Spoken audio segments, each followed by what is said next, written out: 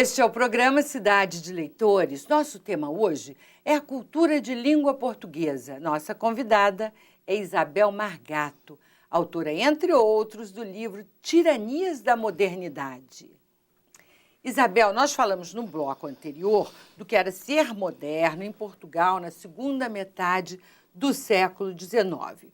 Qual a importância da Universidade de Coimbra nesse processo de modernização? Muito bem, quer dizer, ao mesmo tempo que eu tenho em Lisboa o engenheiro Fontes Pereira de Melo, que vai ser muito importante na reestruturação da cidade, vamos ter a elite intelectual portuguesa em Coimbra. E essa elite vai estar estudando na universidade exatamente no momento em que vai haver a ligação pela Estrada de Ferro, a ligação com a Europa. Então, aquilo que demorava muito tempo para chegar, os jornais, as revistas começam a chegar rapidamente, né? Então, esses estudantes, essa elite intelectual, começa a receber toda a produção intelectual, toda a produção cultural, que se produz em Paris, Londres, começa a receber muito rapidamente. Quer dizer, isso é uma coisa fantástica, porque ao mesmo tempo que eles tomam um contato assim, rapidamente com a modernidade, mas eles se dão conta do atraso. Se dão conta que eles não têm aquela modernidade. E é a partir daí, a partir dessa percepção, que vai gerar um sentimento bastante difícil, é que vai se formar um projeto na cabeça dessa geração de 70. Esses jovens vão formar uma geração que vão pretender modernizar Portugal, principalmente na questão da mentalidade, a educação, né? Os hábitos, os costumes. E o Essa vai ser o pioneiro nisso. Então, essas são as tiranias da modernidade de que você fala aqui no livro. Sim, na verdade, essa expressão ela remete para o livro do Richard Sennett, que é Tiranias da Intimidade, que também pega esse pedaço do século XIX, em que as pessoas vão sofrer, né, por vários pecados da intimidade, como cobiça, todo mundo quer ficar rico, todo mundo, enfim, a questão sexual, isso também vai ser a tirania da intimidade. Eu aproveito e estendo, amplio um pouco essa frase para mostrar que a modernidade é tirana na medida de que ela também exclui. Né? Ela pode ser um espaço de realização de muitos desejos, mas é preciso ter condições para estar dentro desse trem. Então, alguns intelectuais, né, com esses que dividem esse sentimento, se juntam no movimento Geração 70. Quais são as figuras de proa do movimento? Sim, Antero de Quental, Oliveira Martins, Eça de Queiroz, são vários. Eles, cada um tem uma área. O Antero, a área mais de filosofia, mas também escrevia poesia, também era um poeta. Né? Oliveira Martins, historiador, e todos escrevem exatamente sobre esse foco, o foco no sentido de modernizar Portugal. Né? Esse grupo vai ter um primeiro momento assim, de fulgor com as conferências do Cassino, que começam as conferências do Cassino. A do Essa foi sobre o realismo na literatura, né? e essas conferências foram proibidas. Então, isso também, se por um lado proíbe, mas por outro lado chama mais atenção. E você fala no livro que Eça de Queiroz abraça esse projeto revolucionário de modernização do país com um certo tom, né? O que é esse tom? É ironia.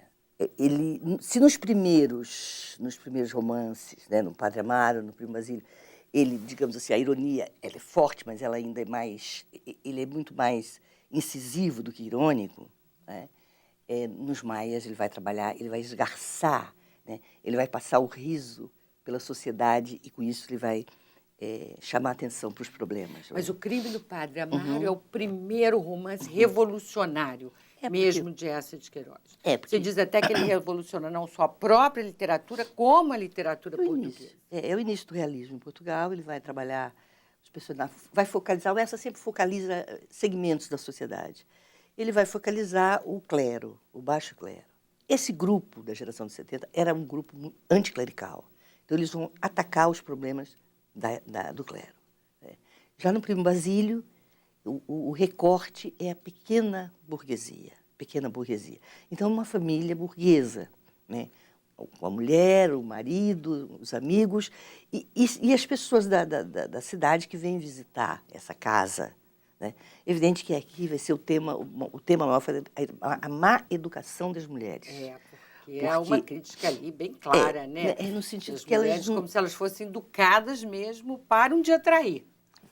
Mais ou menos isso, quer dizer, elas vivem no ócio, Exatamente.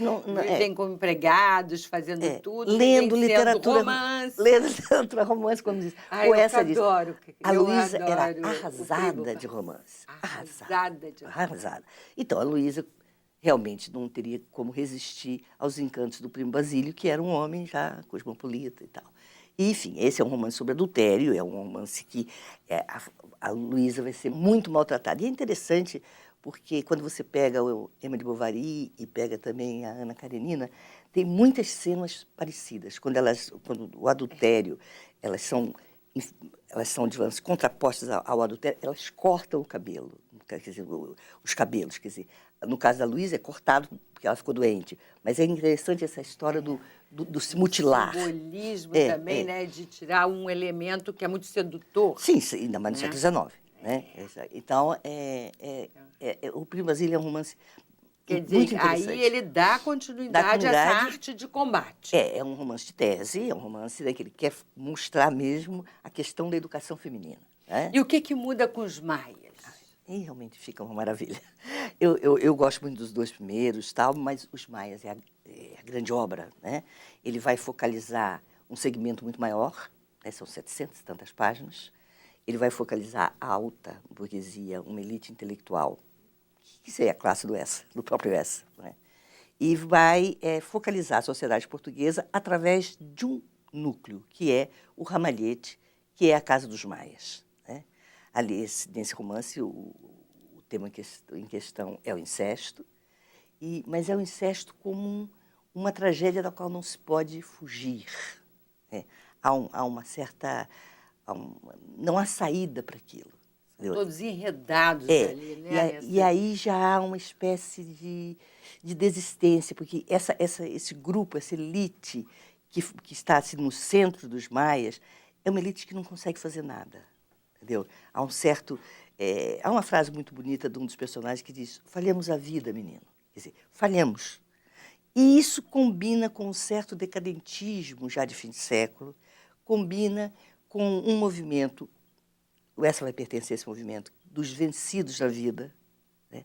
Que há, assim, já não estão brigando e dando bengalada, mas já tem um tom assim meio, não é possível, nós não vamos ir além dos projetos. Né? Isabel, nossa conversa deliciosa está chegando ao fim. Muito obrigada pela entrevista. O programa Cidade de Leitores fica por aqui, mas um grande abraço para você e até a próxima.